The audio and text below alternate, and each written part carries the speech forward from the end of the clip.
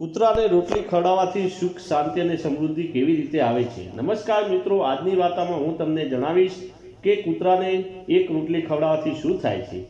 આ વાર્તા તમને વિચારવા પર મજબૂર કરી દેશે, તેથી તેને પૂરી ધ્યાનથી સાંભળજો. મિત્રો, એક સમયે ભગવાન શિવ કૈલાશ પર પોતાની સાધનામાં લીન હતા. ત્યારે માતા પાર્વતીની પાસે આવે છે અને તેમને કહે છે કે સ્વામી, મારા મનમાં એક પ્રશ્ન ઊભો રહ્યો છે, કૃપયા કરીને તેનું સમાધાન કરો. માતા પાર્વતીની વાત સાંભળીને ભગવાન શિવ તેમને કહે છે કે કહો પ્રિય, હું તમારા મનની જિજ્ઞાસાને અવશ્ય શાંત કરીશ. ત્યારે દેવી પાર્વતી કહે છે, હું એ જાણવા માંગુ છું કે કૂતરાને એક ટુકડો રોટલી ખવડાવવાથી મનુષ્યને કયું ફળ મળે છે. આ સાંભળીને ભગવાન શિવ કહે છે કે હે દેવી, જો મનુષ્ય કૂતરાને રોટલી ખવડાવવાના 8 ફાયદા જાણી લે તો તે ક્યારેય દુઃખી નહીં રહે. દેવી કૂતરાને એક ટુકડો રોટલી ખવડાવવાથી મનુષ્યને 8 ફાયદા થાય છે, તથા જે પણ મનુષ્ય આ ફાયદાઓ વિશે જાણી જાય છે તેનું જીવન ધન્ય બની જાય છે અને તેને જીવનમાં ક્યારેય દુઃખોનો સામનો કરવો પડતો નથી. જે પણ મનુષ્ય પૃથ્વીલોક પર કૂતરાને એક ટુકડો રોટલી ખવડાવે છે તેને 8 ફાયદા થાય છે અને તે જીવનભર સુખી રહે છે અને તેને મૃત્યુ પછી મોક્ષની પ્રાપ્તિ થાય છે. પછી ભગવાન શિવ માતા પાર્વતીજીને કહે છે કે હે દેવી, આજે હું તમને એક વાર્તા સંભળાવું છું. તમે તે વાર્તાને પૂરી ધ્યાનથી અને મન લગાવીને સાંભળજો. આ કથા સાંભળ્યા પછી તમને તમારા બધા પ્રશ્નોના ઉત્તર મળી જશે.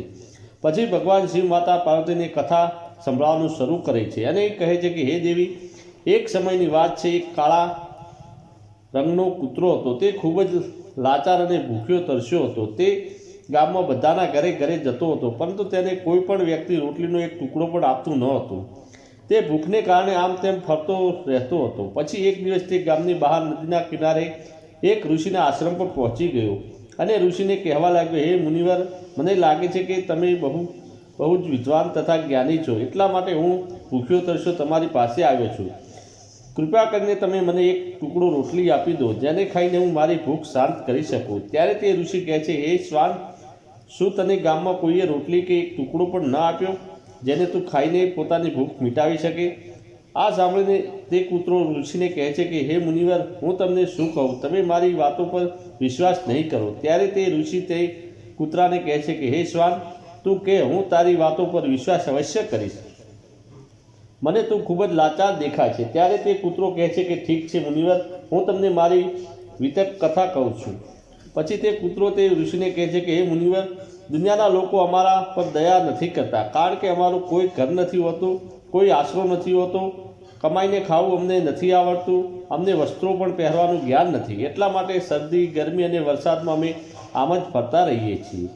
અમને લખતા વાંચતા પણ નથી આવડતું. મુનિવર, તમારી જેમ અમને અનુશાસન નથી આવડતું, અમને તમારી જેમ બોલતા નથી આવડતું. આ અમારું દુર્ભાગ્ય સમજો, પરંતુ અમને તમારી જે ભૂખ પણ લાગે છે, તમારી જેમ ભૂખ પણ લાગે છે, ચોટ લાગવા પર અમને તમારી જેમ પીડા પણ થાય છે, અમને તમારી જેમ રડવું પણ આવે છે. બસ આ 3 બાબતો જ અમે તમારી બરાબરી કરી શકીએ છીએ.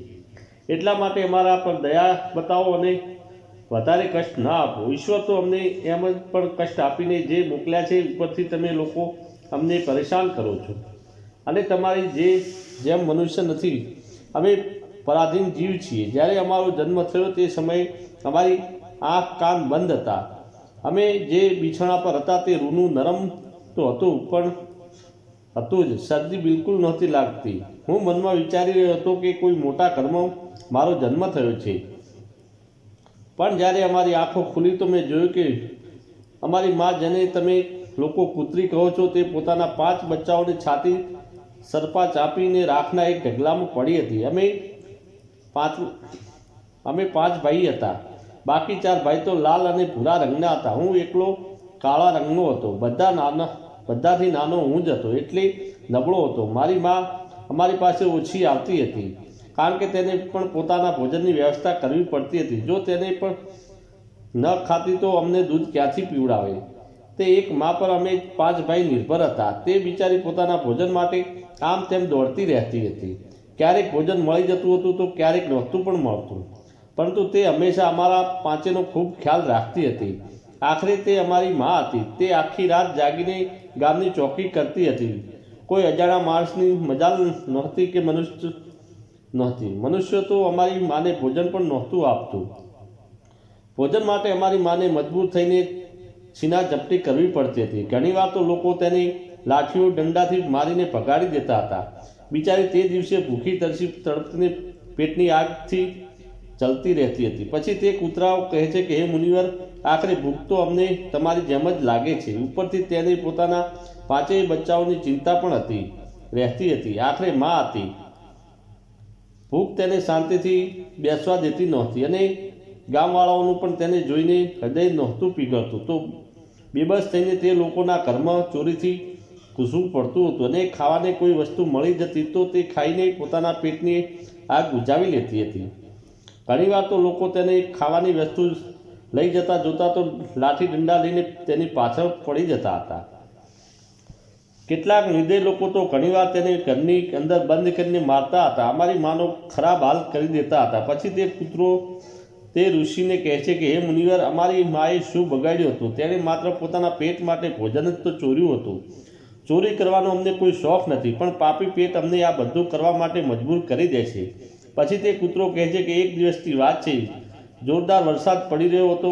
કરા પણ પડતા હતા. ઠંડી હવા ચાલી રહી હતી. તે ઠંડીમાં ઠરીને અમારા 3 ભાઈ મરી ગયા હતા. તે દિવસે અમારી માં ખૂબ રડી હતી, પણ કોઈ પણ મનુષ્ય અમારી પીડાને ન સમજી, કારણ કે તેમના બચ્ચા થોડી મર્યા હતા. પછી તે કૂતરો કહે છે કે હે મુનિવર, હવે અમે માત્ર 2 ભાઈ રહી ગયા હતા. મારી માં અમારી બંનેની સારી રીતે દેખભાળ કરવા લાગી. પછી એક દિવસ તે ગામમાં એક શેઠના ઘરે દાવત ચાલી રહી હતી અને અનેક પ્રકારની મીઠાઈઓ બની રહી હતી. શેઠજીના ઘરે ઘણા મહેમાનો આવ્યા હતા. અમારી માં કોઈ ખાવાની શોધમાં વારવાર ત્યાં જતી હતી, પણ લોકો તેને ધિક્કારીને ભગાડી દેતા હતા. કોઈએ તેના પર એટલી પણ દયા ના આવી કે એક રોટલી તેને ખવડાવવા માટે ફેંકી દઈએ. એક રોટલી તેમનું શું બગાડી જાત. મારી માં વારવાર જતી અને ત્યાં ઊભી રહીને જોતી રહેતી હતી. શેઠજીના આંગણાના દાવત ખાવાનો સિલસિલો ચાલુ થયો. પીરસવામાં આવવા લાગ્યું. મારી માં પણ ત્યાં જઈને પૂંછડી હલાવવા લાગી. ભોજન પીરસનારો માણસો જ્યારે કોઈ કામથી અંદર ગયો તો મારી માં ધીમે પગલે રોટલી લેવા ચાલી પડી. પછી બીજા દિવસે મારી માને જતા જોઈ લીધી તો ચારે બાજુથી લોકો બૂમો પાડીને તેની તરફ દોડ્યા. મારી માં તેની ચીસ સાંભળીને ગભરાઈ ગઈ. 2-3 માણસ લાઠી લઈને તેની પાછળ પડ્યા. આ જોઈને મારી માં ત્યાંથી ગભરાઈને ભાગવા લાગી, પરંતુ તેને ત્યાંથી નીકળવાનો કોઈ રસ્તો ન મળ્યો, કારણ કે સામેથી લોકો લાઠી દંડા લઈને આવી રહ્યા હતા. ત્યારે મારી માં ત્યાં જે લોકો ભોજન કરી રહ્યા હતા તેમને ઠીકડીને નીકળી ગઈ. આગળ તે કૂતરો કહે છે કે મુનિવર, મારી માં પોતાના નીકળવા પર કેટલીક હેરાન નહોતી જેટલી તે લોકોને જોઈને થઈ હતી. જેઓ ત્યાં દાવત ખાઈ રહ્યા હતા તે બધા ઊભા થઈ ગયા. તેમણે ભોજન કરવાનું છોડી દીધું અને કહેવા લાગ્યા કે કૂતરીના ઠીકડી જવાથી ભોજન ભ્રષ્ટ થઈ ગયું છે. બધા એકબીજા સાથે વિચાર વિમર્શ કરી રહ્યા હતા કે હવે શું કરવું. ખાવાનું તો બધું ખરાબ થઈ ગયું છે. પછી શેઠ ધ્રુસકે રડવા લાગ્યા. કેટલાક લોકો તો એ પણ કહી રહ્યા હતા કે ભાઈ, ઠેકડી જવાથી ભોજન ખરાબ કેવી રીતે થઈ ગયું? તેણે તો ખાવામાં એક પતરાળું મોઢું નથી નાખ્યું, તો તે માત્ર ઉપરથી ઠેકડીને જતી ગઈ છે. અને કહેવા લાગ્યા કે શહેરોમાં તો લોકો કૂતરાને પાળીને ઘરની અંદર સુવડાવે છે પણ અને ખવડાવે પણ છે, તો આમાં કોઈ ખરાબ વાત નથી. જો ઠેકડીને ગઈ છે તો ભોજન ખરાબ નથી થયું. પણ તેમના કેટલાક લોકો મોટા ઘરોના સાથે સંબંધ ધરાવતા હતા, એટલે તેમને એક પણ ચાલવા ના દીધી. કહી રહ્યા હતા કે ભોજન તો ભ્રષ્ટ થઈ ગયું છે અને તે અમારા ખાવાને લાયક નથી. આખરે તેમની જ વાત માનવામાં આવી. હવે તો તે બધું ભોજન ગરીબોમાં વેચી દેવામાં આવ્યું. તે દિવસે તો મારી માને ખૂબ પેટ ભરીને ખાવાનું મળ્યું હતું. એવું સુખ જેણે જીવનમાં ક્યારેય નહોતું મળ્યું, પરંતુ તે સુખ તેના માટે મોટી મુસીબત બની ગયું. તે ભોજન કરીને ત્યાં આરામથી સૂતી જ હતી. એટલામાં તે શેઠ દંડો લઈને આવ્યા, ત્યાં પહોંચી ગયા અને તેને બરાબર રીતે મારવા લાગ્યા. તેને ત્યાંથી ભાગવાનો કોઈ પણ અવસર ન મળ્યો. દંડાની ચોટથી તે ખરાબ રીતે ચીસો પાડવા લાગી. માનો વિલાપ સાંભળીને પથ્થર પણ પીગળી જાય, પણ તે નિર્દયે તેના પર જરાય પણ દયા ન આવી. તે તેને કઠોરતાપૂર્વક મારતો રહ્યો. માનો તે અવાજ આખા ગામમાં સંભળાઈ રહ્યો હતો. ત્યારે કેટલાક લોકો આવ્યા અને તેમને સમજાવ્યા. બોલ્યા, શેઠજી, જવા દો. ભૂખમાં તો માણસની પણ બુદ્ધિ ભ્રષ્ટ થઈ જાય છે. આ તો એક પશુ છે, તેને સારા ખરાબનું શું જ્ઞાન? હવે તેને માને તમે સુખ મળશે, જે થવાનું હતું તે થઈ ગયું છે. લોકોના સમજાવ્યા પછી તેમણે અમારી માને મારવાનું બંધ કર્યું. પછી હું મુશ્કેલી હાલતમાં તે અમારી પાસે આવી. માએ આવીને આખી કહાની અમને બંને ભાઈઓને સંભાળી. અમે વિચાર્યું કે કેટલું કષ્ટ ભર્યું છે અમારા કૂતરાઓનું જીવન. માણસ એક રોટલીના ટુકડાના બદલે એક ચોર જેટલો મારે છે, બેકાર છે. એવા લોકો જે અમારા જેવા લોકોની પીડાને નથી સમજતા. પછી તે ત્યાં પહોંચી ગઈ. તેણે સમજતા નથી તે ત્યાં પહોંચી ગઈ. તેણે લોટને જોયો તો વિચારવા લાગી કે કદાચ આ લોટનો કોઈ માલિક નથી. આ જ વિચારને તે લોટને તે ખાવા લાગી. ત્યાં તે બ્રાહ્મણે કૂવા પાસેથી જોયું કે તેનો લોટ એક કૂતરી ખાઈ રહી છે. તો તે બહુ દુઃખી થયો. તે વિચારો રડવા લાગ્યો, કારણ કે તે પણ 2 દિવસથી ભૂખ્યો અને થાકેલો હતો. કેટલાક લોકોએ તેને કહ્યું કે અરે બ્રાહ્મણ દેવતા, આ કૂતરીએ તમારો લોટ પણ બગાડી દીધો. કાલ તો આને શેઠજીની આખી રસોઈ બગાડીને રાખી દીધી હતી. બ્રાહ્મણ દુઃખી થતો બોલ્યો, ભાઈ, મને શું ખબર હતી કે આ દુષ્ટ કૂતરી મારા લોટને ખાવા માટે ઘાત લગાવીને બેઠી છે. પછી બ્રાહ્મણને ન આવી જોયું ને તાવ જોયું અને તે લાઠી લઈને તે પર તૂટી પડ્યો. માં તે લોટને બરાબર ખાઈ પણ નહોતી શકી, પણ તેના પર લાઠીનો વરસાદ લાગી રહ્યો. મહિનાઓ સુધી મારી માં લથડાતી રહી. ત્યારે તે દિવસે મને સમજાયું કે માણસ કેટલો સ્વાર્થી છે. અમે તેનું કોઈ પણ કાર્ય કરીએ છીએ તો પણ તે અમને નથી સમજતો. આગળ તે કૂતરો કહે છે કે હે મુનિવર, અમારી કમી એ છે કે અમે સ્વાર્થી માણસોના આધીન રહેવા માંગીએ છીએ, જે અમને કષ્ટ આપે છે, જે અમને પ્રેમથી ખવડાવે છે અને તેમના કેટલા કામ આવીએ છીએ તે નથી ખબર. તેમના ઘરની ચોકી તો કરીએ જ છીએ, સાથે સાથે બીજા પણ ઘણા ફાયદા છે જે મનુષ્ય નથી જાણતો. તેને કૂતરાની ભૂખ ભરી ઘટના સાંભળીને ઋષિને તેને પેટ ભરીને ભોજન કરાવ્યું અને તેને હંમેશા માટે પોતાની પાસે રાખી લીધો. પછી ભગવાન શિવ માતા પાર્વતીને કહે છે કે હે દેવી, જો મનુષ્ય કૂતરાઓને રોટલી ખવડાવવાના ફાયદા જાણી લે તો પોતાના જીવનમાં થનારા નુકસાનોથી બચી શકે છે. પછી ભગવાન શિવ માતા પાર્વતીને કહે છે કે હે દેવી, હું તમને જણાવું છું કે તે કૂતરાને રોટલી ખવડાવે તે 8 ફાયદા કયા છે જે મનુષ્યને ખબર નથી. હે દેવી, જ્યારે પણ ઘરમાં રોટલી બનાવવામાં આવે છે તો સૌથી પહેલી રોટલી ગૌ માતાની હોય છે અને બીજી રોટલી અથવા છેલ્લી રોટલી કૂતરાની હોય છે. અને આવું જ વિધિનું વિધાન છે. પણ ભગવાનના બનાવેલા તે વિધાનને ભૂલીને મનુષ્ય પહેલી અને છેલ્લી રોટલી પોતે જ ખાઈ જાય છે.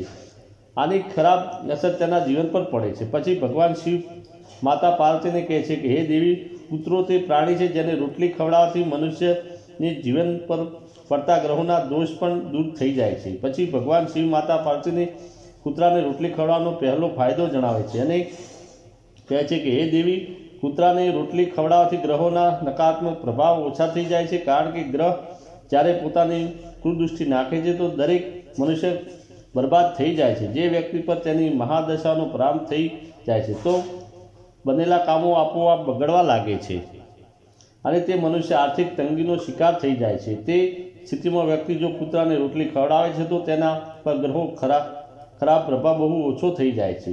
બીજો ફાયદો એ છે કે કૂતરાને રોટલી ખવડાવવાથી ભાગ્ય તમારા પક્ષમાં થઈ જાય છે. તમારા ઘરની અંદર નકારાત્મક શક્તિ નષ્ટ થઈ જાય છે. ત્રીજો ફાયદો એ છે કે કૂતરાને રોટલી ખવડાવવાથી માતા લક્ષ્મી પ્રસન્ન થઈ જાય છે અને તમારા ઘરમાં ધન દોલતની ક્યારેય કમી નથી રહેતી. ચોથો ફાયદો એ કે કૂતરાને રોટલી ખવડાવવાથી તમારા ઘરનું દેવું નથી ચડતું અને તે પહેલાંથી તમને દેવાદાર છો તેનાથી પણ મુક્તિ મળી જાય છે. પાંચમો ફાયદો, કૂતરાને સવાર સાંજ ભોજન આપવાથી તમારો વેપાર ખૂબ સારી રીતે ચાલે છે. છઠ્ઠો ફાયદો, કૂતરાને રોટલી આપવાથી તમારી આયુમાં વૃદ્ધિ થાય છે અને અટકેલું ધન પાછું મળી જાય છે. સાતમો ફાયદો, કૂતરાને રોટલી આપવાથી હંમેશા તમારું સ્વાસ્થ્ય સારું રહે છે અને માનસિક રૂપે તમે મજબૂત રહો છો.